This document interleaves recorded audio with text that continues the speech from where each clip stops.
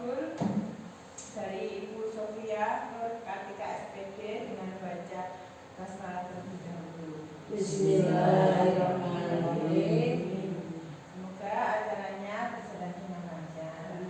Kemudian Bapak Ibu semuanya, terima kasih atas kehadiran pada siang hari ini pada pembahasannya dari Ibu Sofia. Sebelumnya kita persilahkan untuk Ibu Sofia Nur Kartika SPD untuk mengimbaskan apa dari modul yang akan disampaikan kepada Bapak Ibu semuanya. Kepada Ibu Sofia Nur Kartika SPD, kami persilahkan.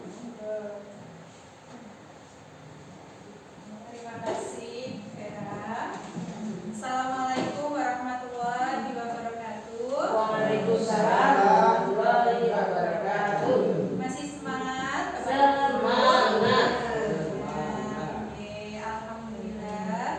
Terima kasih atas waktunya saya ucapkan di tengah kesibukan dan di tengah kelelahan Bapak Ibu karena dari tadi pagi sudah berkegiatan, beraktivitas.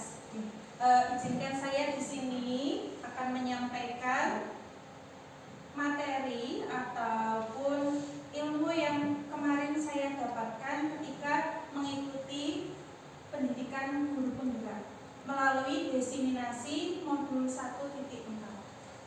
Ada yang menyampaikan katanya kalau kita mendapatkan ilmu kita harus membagikan kepada orang lain supaya ilmunya bermanfaat.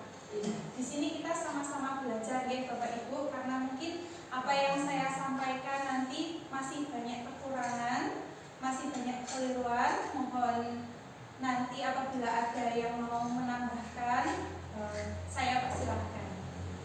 Semoga Pak Ibu. Kita kembali merefresh tentang tujuan pendidikan terlebih dahulu. Jadi, menurut Ki Hajar Dewantara, tujuan pendidikan adalah menuntun segala kodrat yang ada pada anak-anak agar mereka dapat mencapai keselamatan dan kebahagiaan yang setinggi-tingginya, baik sebagai manusia maupun sebagai anggota masyarakat. Nah, oleh sebab itu, sebagai seorang pendidik, kita hanya dapat menuntun tumbuh atau hidupnya kekuatan kodrat yang ada pada anak-anak agar mereka dapat memperbaiki lakunya hidup dan tumbuhnya kekuatan kodrat anak. Di sini ada kata kunci yaitu menuntun. Menurut Bapak Ibu, menuntun itu apa gitu? Menggandeng. Kemudian mengajak, kemudian mengarahkan, membantu, mendampingi. Jadi kita sebagai seorang guru tentunya harus bisa mendampingi, harus bisa menggandeng, harus bisa menuntun anak-anak sesuai kodratnya. Kodratnya itu apa? Apa yang mereka bawa dari rumah, bakat mereka, latar belakang mereka. Nah, kemudian kita juga diminta untuk memperbaiki lakunya. Apabila yang dibawa mereka itu sesuatu yang tidak baik, maka sebisa mungkin kita samarkan. Kemungkinan untuk dihilangkan bisa tidak Bapak Ibu? Susah, sulit. Tapi paling tidak kita samarkan. Oke? Contohnya, menuntun anak-anak sesuai kodratnya. Ini seperti diibaratkan seorang petani. Seorang petani ketika mau menanam jagung, yang ditanam berarti biji jagung. Nanti ketika disiram, diberi pupuk, yang tumbuh juga tanaman jagung. Mungkin tidak kalau yang kita tanam adalah biji jagung, yang tumbuh adalah seperti itu adalah tanaman-tanaman pengganggunya. Nah, seperti itu gulma. Jadi seorang guru pun seperti petani. Ketika yang ditanam adalah jagung, yang tumbuh nanti pasti akan jagung. Tidak mungkin tumbuh menjadi padi. Dan tidak hanya ditanam saja, pasti kita beri pupuk, kita siram, kita hilangkan gulmanya. Begitupun dengan murid-murid kita. Kita tuntun, kita arahkan. Apabila ada sesuatu atau karakter yang kurang baik, kita hilangkan, kita samarkan. Hal-hal seperti ini tujuan pendidikan menurut Ki Hajar Dewantara yang akan menjadi budaya positif bagi sekolahan. Budaya positif di sekolah yaitu nilai-nilai dan kebiasaan di sekolah yang berpihak pada murid, agar mereka itu bisa berkembang menjadi pribadi yang lebih kritis, menjadi penuh hormat dan bertanggung jawab sesuai dengan profil pelajar Pancasila. Di sini saya akan menyampaikan 7 konsep budaya positif, namun hanya mungkin garis besarnya saja. Nanti apabila kita akan mendalami lagi, monggo kita bisa berkolaborasi bersama-sama supaya sekolahan kita SD 2 ini menjadi sekolah yang punya budaya yang lebih positif, yang sudah positif ditambah positif lagi. Amin. Yang pertama, konsep utama yang akan saya sampaikan yaitu tentang perubahan paradigma belajar. Yang kedua, disiplin positif. Yang ketiga, kebutuhan dasar manusia. Yang keempat, motivasi perilaku manusia. Yang kelima, restitusi atau posisi kontrol guru. Yang keenam, keyakinan kelas. Dan yang terakhir, segitiga, restitusi.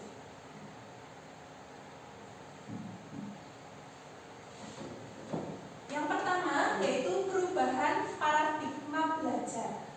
Dalam membangun budaya yang positif, sekolah bisa menyediakan lingkungan yang positif, aman, dan nyaman, agar siswa mampu berpikir, bertindak, dan menciptakan dengan merdeka, mandiri, dan bertanggung jawab. Nah, dari disiplin ini, kedisiplinan sangat berkaitan dengan kontrol guru terhadap siswa. Sekarang saya mau meminta Bapak Ibu untuk berpasang-pasangan, dua-dua, yes. Nanti Pak Umar dengan Pak Ibnu, Bu Rami dengan Bu Natim, Bu Vera dengan Bu Yanti, Bu Siwi dengan Bu Endah. Nah, nanti yang duduk sebelah kanan, akan menjadi si A. Oke. Ya, yang sebelah kanan Pak Ibnu, Bu Endah, Bu Rami, dan Bu Yanti menjadi si A. Nah, Pak Umam, Bu Siwi, Bu Nati, kemudian Bu Vera menjadi si B. Nah, tugasnya si A adalah menggenggam tangannya, menggenggam siapa? Menggenggam tangan sendiri. Seolah-olah di dalam tangan Bapak Ibu itu ada sesuatu yang berharga. Entah itu benda, entah itu suatu rahasia, atau apapun yang berharga. Digenggam erat-erat. Nah, tugas si B itu mencoba membujuk, merayu, menghardik boleh, merayu boleh, menggoda boleh, menggeliti boleh, atau mengiming-imingi uang.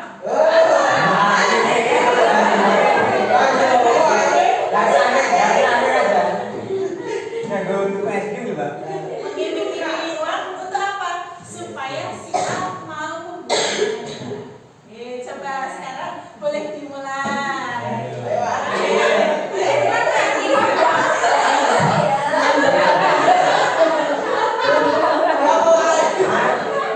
Es krim kok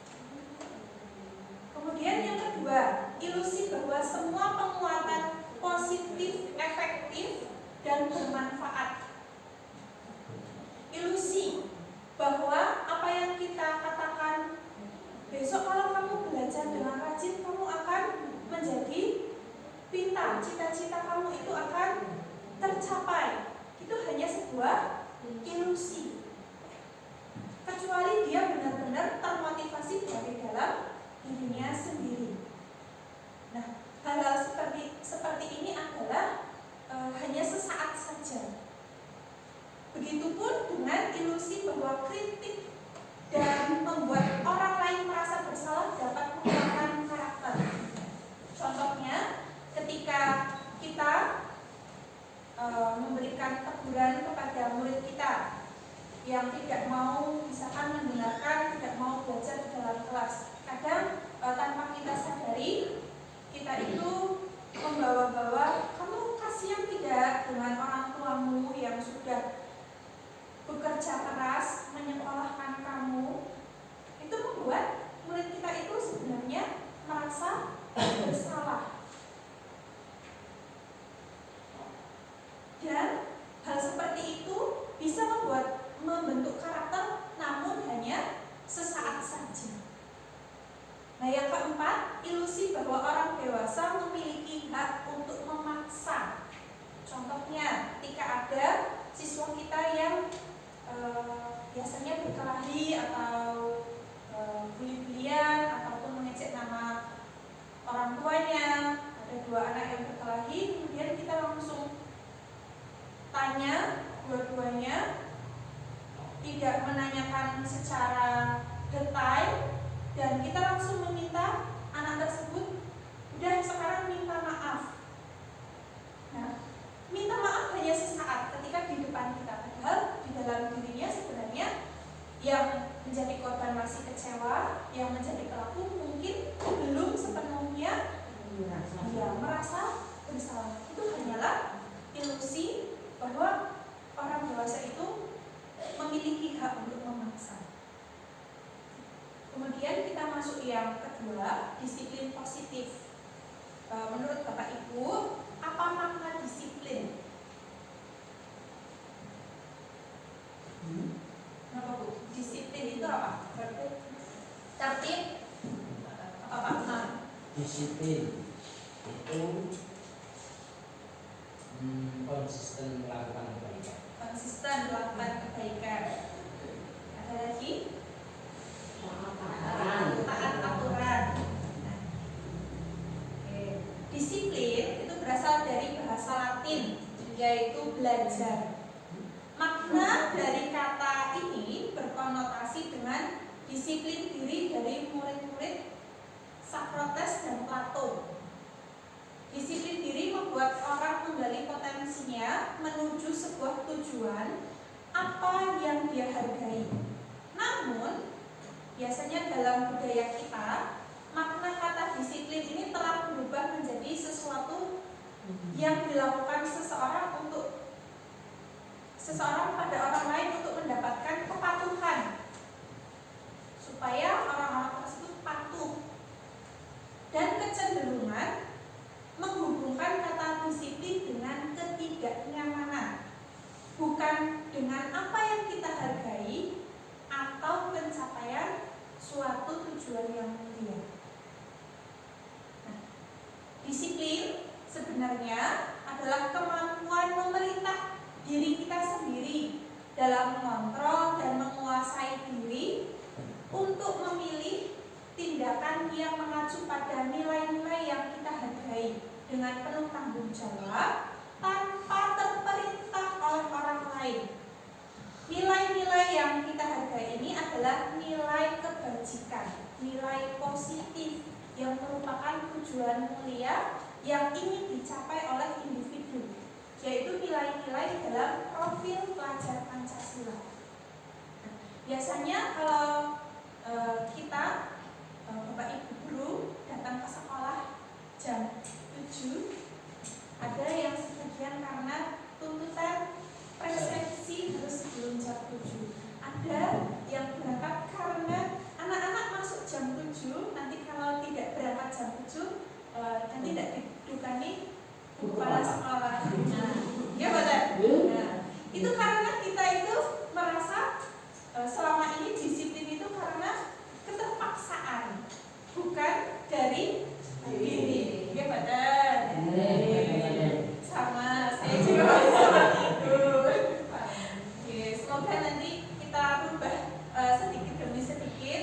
Disiplin yang kita percayai adalah berasal dari diri kita sendiri, bukan dari tuntutan orang lain. Kemudian yang ketiga, kebutuhan dasar manusia atau yang disebut dengan realitas kebutuhan. Setiap orang itu pasti kebutuhannya berbeda. Ya, betul. Ya, pasti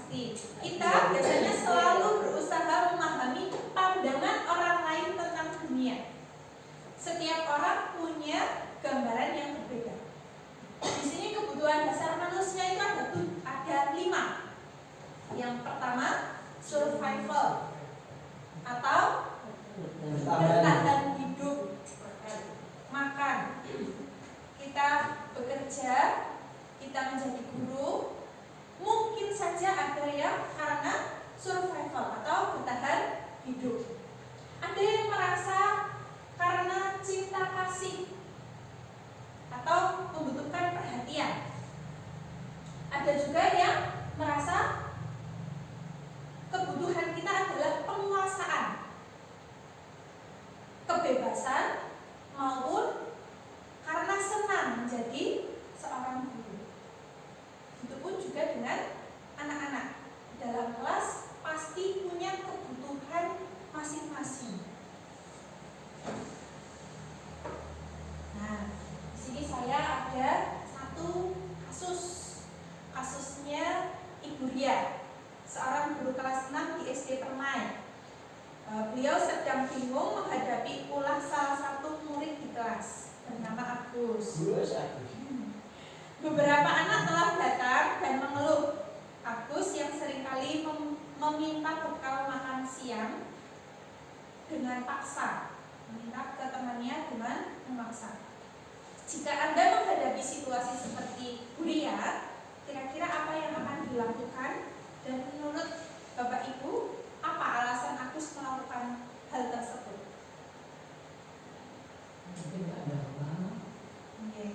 Tidak bawa bekal, kemudian sering minta ke teman-temannya.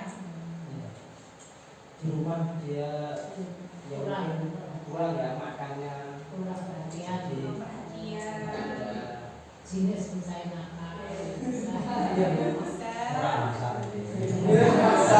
Dia tidak masak. tidak perhatikan, ngelih kan, dia seperti kita ini menjalur pilihan. Iya, meminta temannya. Berarti ada kebutuhan apa yang ingin dipenuhi si Agus? Si survival karena lapar, perhatian karena tidak diperhatikan di rumah, kemudian bisa juga tapi kata Bu Ranti karena memang anaknya seperti itu. Nah, berarti penguasaan, oke. Dia merasa berkuasa, oke, superior. Ternyata apabila kita menemui kasus seperti ini, itu karena kebutuhan anak-anak belum terpenuhi dan mereka itu mencari kebutuhan dasarnya supaya mereka terpenuhi. Jadi Agus lapar dan orang tuanya tidak membawakan bekal, itu kebutuhan survival. Kemudian yang kedua, kebutuhan love, perhatian. Teman Agus jadi lebih perhatian, mau memberikan atau terpaksa memberi. Yang ketiga, power atau penguasaan. Dia merasa paling, paling hebat, paling jago. Ketika temennya ngasih, oh berarti aku paling. Takut. Kebutuhan freedom atau kebebasan, yaitu ketika dia merasa bosan, aku bosan, aku mau ganggu teman-temanku yang sedang makan. Fun atau kesenangan, ketika temannya takut, sedih, atau temannya lapor ke gurunya, dia merasa senang. Itu kebutuhan anak-anak. Nah, semua perilaku memiliki tujuan. Ini yang keempat, teori motivasi perilaku manusia. Yang pertama, untuk menghindari ketidaknyamanan atau hukuman. Ini merupakan motivasi eksternal. Yang kedua, untuk mendapatkan imbalan dari orang lain. Ini juga motivasi eksternal. Yang ketiga, untuk menghargai diri sendiri, yaitu motivasi dalam dirinya atau internal. Hukuman dan sanksi serta konsekuensi itu berbeda atau sama, Bapak Ibu? Itu tidak sama. hukuman, sanksi, Hukuman dan sanksi. Sanksi atau konsekuensi. Beda. Jadi ada dua. Oke, beda. Di sini ada sebuah cerita. Iva kurang menguasai pelajaran matematika sehingga pada saat pelajaran tersebut berlangsung, dia lebih banyak terdiam atau menggambar di buku pelajaran. Pada saat guru matematikanya, Pak Seno, ini mengalami Pak Umar, menanyakan pertanyaan, Iva menjadi gugup dan tidak sengaja menjatuhkan tasnya dari kursi, serta tiba-tiba menjadi gagap pada saat berupaya menjawab. Seluruh kelas pun tertawa melihat perilaku Iva yang bicara tergagap dan terkejut. Pak Seno pada saat itu membiarkan teman-teman Iva menertawakan Iva yang gagap dan malu luar biasa, dan malahan minta Iva untuk maju ke depan dan berdiri di depan kelas sambil menunjuk hidungnya karena tidak bisa menjawab pertanyaan. Kelas semakin gaduh dan anak-anak pun tertawa melihat Iva di depan kelas memegang ujung hidungnya. Apakah Bapak Ibu setuju dengan tindakan Pak Seno terhadap Iva? Setuju betul? Kenapa kira-kira? Kenapa Bu Yanti kok betul setuju? nanti ikannya masih makin grogi. Oke, betul. Ivanya menjadi semakin grogi. Bisa juga trauma. Minder. Oke. Nah, kemudian menurut Bapak Ibu tindakan Pak Seno terhadap Iva adalah sebuah hukuman atau konsekuensi? Itu adalah sebuah hukuman karena membiarkan Iva merasa malu dan bisa membuat semakin minder maupun bisa menimbulkan trauma. Ini hal-hal seperti ini apakah masih berlangsung di sekolahan kita? Mudah-mudahan tidak. Alhamdulillah tidak, dan semoga kita tidak menjadi guru seperti Pak Seno ya. Ini terlihat benar ya? Garas. Tidak terlihat ya. Nah, nih coba kita sama-sama berlatih. Kalau misalkan lari mengelilingi lapangan basket 2 kali karena terlambat hadir di sekolah, itu hukuman atau konsekuensi? Hukuman. Hukuman, karena tidak memberikan, tidak mendidik, gitu. Tidak mendidik. Tidak ada bagasinya. Tidak ada, Pak Umar? Tidak ada hubungannya. Ya, tidak ada hubungannya. Terlambat keluar lari, nah itu tidak ada hubungannya. Kalau membersihkan coretan yang dibuatnya di meja tulis, konsekuensi. Ada hubungannya? Iya. Ya, ketika anak-anak mencoret-coret meja, Tanggung jawab. dia harus tanggung jawab membersihkan. Berarti itu konsekuensi. Ada hubungannya. Kemudian kalau murid diminta untuk push up 15 kali karena tidak menggunakan masker ke sekolah, Hukuman. hukuman. Menggantikan kertas tugas teman yang telah dicoret-coret, berjemur di lapangan basket pukul 12 siang karena ngobrol dengan temannya.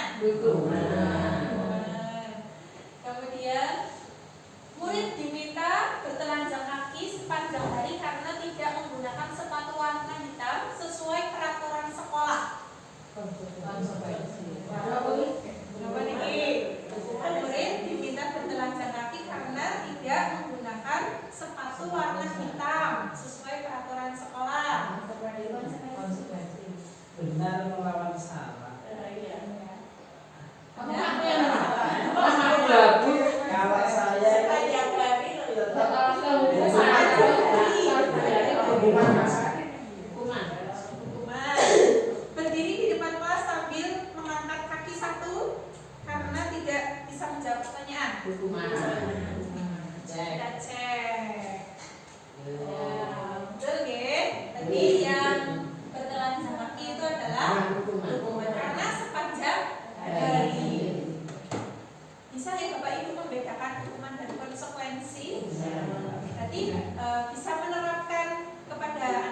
hadir. Insya Allah. Insya Allah. Halo. Terima dulu. Pandu Pak, pandu Pak. Iram, Iram. Bukan, Iram. Mira. Aduh, jenenge kira. Masih semangat Bapak Ibu? Masih. Masih. Alhamdulillah. Kemudian yang kelima, kita masuk ke restitusi atau posisi kontrol guru.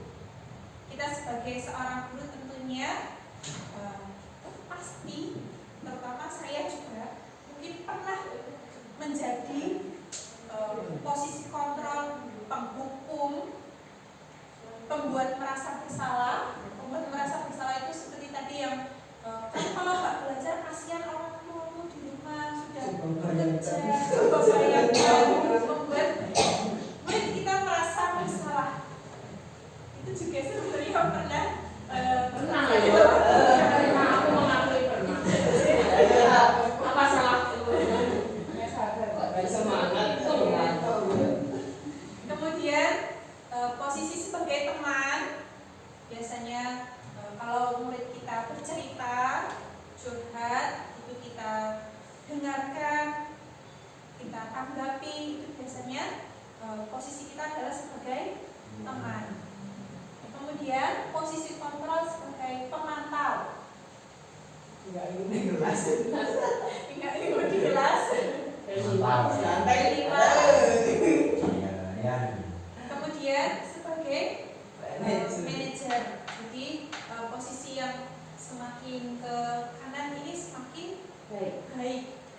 Tapi apakah hal tersebut tidak boleh kita lakukan? Maksudnya kita nggak boleh menjadi penghukum?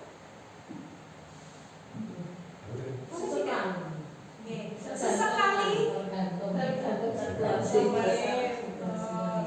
kalau situasi atau masalahnya berulang-ulang, ketika kita sudah menjadi posisinya sebagai manajer, kok masih dilakukan, kita turun menjadi pemantau. Ketika masih dilakukan, kita coba menjadi teman. Ketika jadi teman kok masih seperti itu, kita jadi sesekali menjadi membuat merasa bersalah. Kok masih kebangetan? Disuruh untuk membuat jarak, tapi jangan sampai fisik dan tidak boleh terus-menerus menjadi penghukum. Gitu. Ini contohnya, misalkan pernyataan, saya kecewa sekali sama kamu. Berarti itu posisinya sebagai ya, sebagai pembuat orang merasa bersalah. Pernah badan Bapak Ibu? Pernah. Sampai kemudian kamu tidak pernah benar melakukannya. Kamu nggak pernah benar melakukan ini. Nah, ini berarti posisi sebagai penghukum. Kemudian kalau kalimatnya, ayo lakukan demi ibu atau demi bapak, itu bisa sebagai teman. Apakah kamu mendapatkan stiker bintang hari ini? Itu sebagai pemantau. Bagaimana kamu bisa menyelesaikan masalah ini? Ini sebagai manajer. Nah, kebetulan atau kebetulan ini memang masih sulit dilakukan sebagai manajer. Manajernya kadang masih bingung harus melakukan apa. Yang terakhir, kamu selalu yang paling terakhir. Nah, ini kata-kata yang bisa disampaikan oleh penghukum.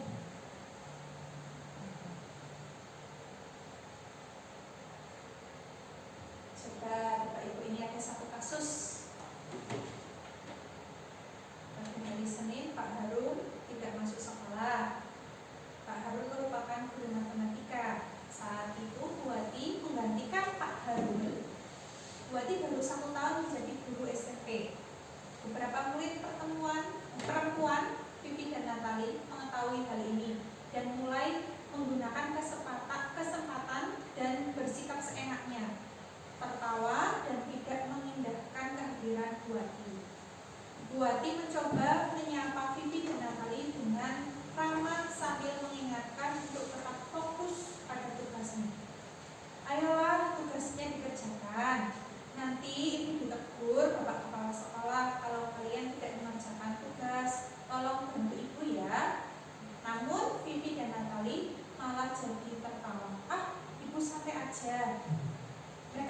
tidak mengerjakan tugas dan malah mengobrol. Kira-kira yang dilakukan oleh Ibu Buati itu posisinya sebagai Teman. sebagai Membuat merasa bersalah. Nek saya teman. teman atau merasa bersalah. Tidak ada jawaban. Ada sebagai teman. Ayolah tugasnya Itu soalnya kan orang nanti dimarahin. Orangnya itu adalah ditegur. Tegur. Kan merasa bersalah. Orang, kalau kalian tidak mengerjakan tugas, tolong bantu ibu ya. Ini sebagai wah. Ya teman dan rasa bersalah.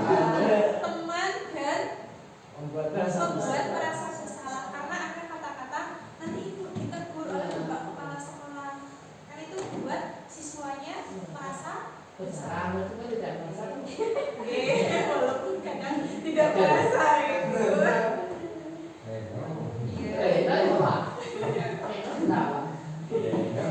Kita ke yang 6, keyakinan kelas.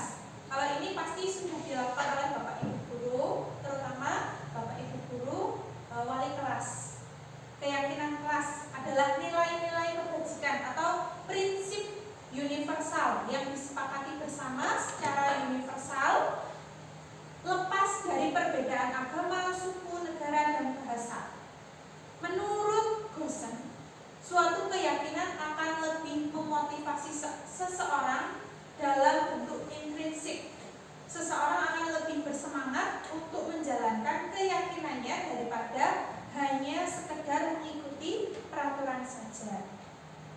Nah, biasanya keyakinan kelas ini dibuat ketika awal pelajaran gitu. Dari keyakinan anak-anak di dalam kelas itu mau bagaimana ketika belajar. Nah, ketika keyakinan itu disepakati, berarti keyakinan kelas itu berarti keyakinan yang disepakati. Kalau kita biasanya kenalnya sebagai kesepakatan bersama atau kesepakatan kelas.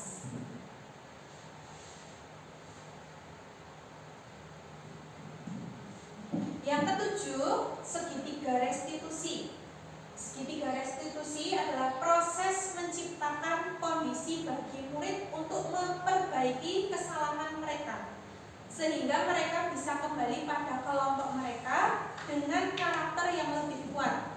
Melalui restitusi, guru dapat satu, membantu murid menjadi lebih memiliki tujuan, disiplin, serta memulihkan dirinya setelah berbuat salah.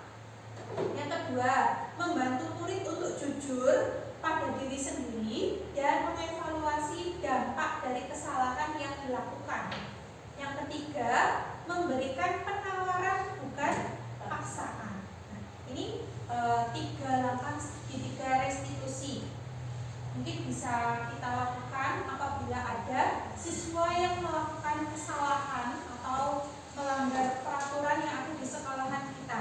Yang pertama, dengan menstabilkan identitasnya, bukan membuat mereka merasa apa yang mereka lakukan itu salah. Nah, kemudian setelah menstabilkan identitas, kita bisa memvalidasi tindakan yang salah. Ini tindakan ini adalah tindakan yang salah. Kamu tidak boleh melakukannya lagi. Kemudian baru kita meyakinkan, menanyakan keyakinan kelas yang sudah dibuat di kelasnya masing-masing. Biasanya kalau mau menggunakan atau mau melakukan segitiga restitusi dalam tahap menstabilkan identitas, ada beberapa kata atau kalimat yang bisa digunakan, yaitu misalkan berbuat salah itu nggak apa-apa, atau tidak ada manusia yang sempurna, ataupun Bu Guru juga pernah melakukan kesalahan seperti itu. Bisa juga menggunakan kita bisa menyelesaikan ini. Bapak Ibu tidak tertarik mencari siapa yang salah, tapi Bapak Ibu ingin mencari solusinya dari permasalahan ini. Kamu berhak merasa seperti itu. Ini kalimat-kalimat yang bisa digunakan untuk menstabilkan identitas. Kemudian setelah itu tidak hanya berhenti di situ, tapi kita bisa melakukan validasi tindakan yang salah dengan cara tadi kalimat yang menstabilkan identitas itu kemudian dilengkapi. Kamu pasti punya alasan kenapa melakukan itu. Bisa juga menggunakan kalimat kamu patut bangga pada dirimu sendiri karena kamu telah melindungi sesuatu yang penting buatmu.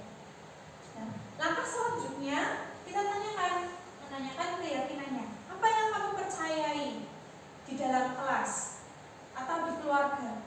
Apa nilai-nilai umum yang sudah disepakati di dalam kelas? Atau bisa juga kita bertanya, apa bayangan kita tentang kelas yang ideal itu seperti apa? Kamu mau menjadi orang seperti apa? Ini ada contoh kemarin skenario penerapan segitiga restitusi. Semoga bisa dibuat nih Bapak Ibu. Masalahnya. Suaranya.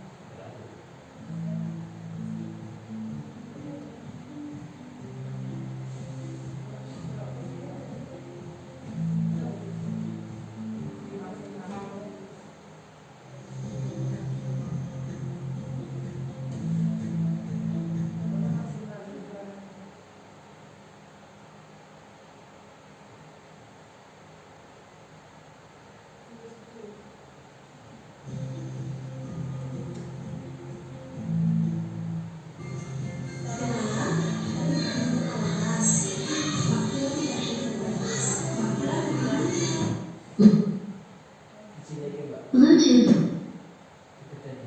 Bluetooth. Bluetooth. Bluetooth. Bluetooth. Bluetooth.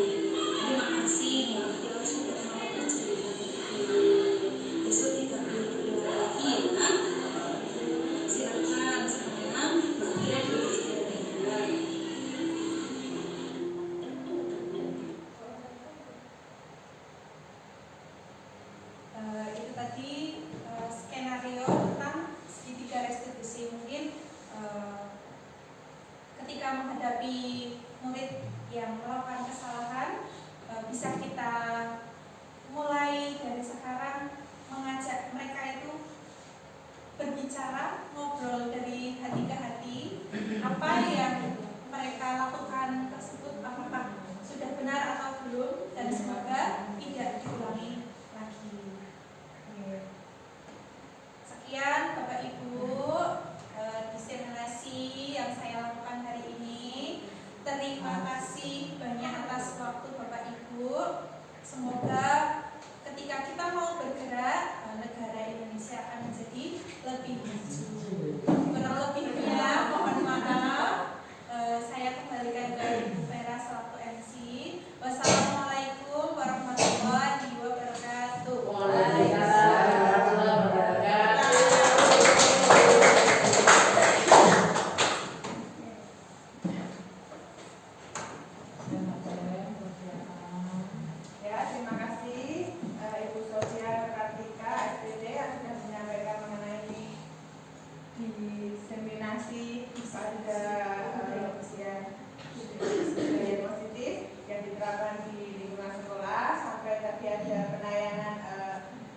melakukan segitiga restitusi untuk kesalahan apa yang diperbuat anak untuk mengakui dan mau bisa memperbaiki kesalahannya. Sebelumnya kita akhiri pada acara siang hari ini. Sebelum saya tutup, marilah kita baca Alhamdulillah dulu. Ya, sekali lagi terima kasih kepada Ibu Sofia Kartika. Sekali lagi applause-nya Bapak Ibu. Sekian dari saya, kurang lebihnya mohon maaf. Wassalamualaikum warahmatullahi wabarakatuh. Waalaikumsalam warahmatullahi wabarakatuh.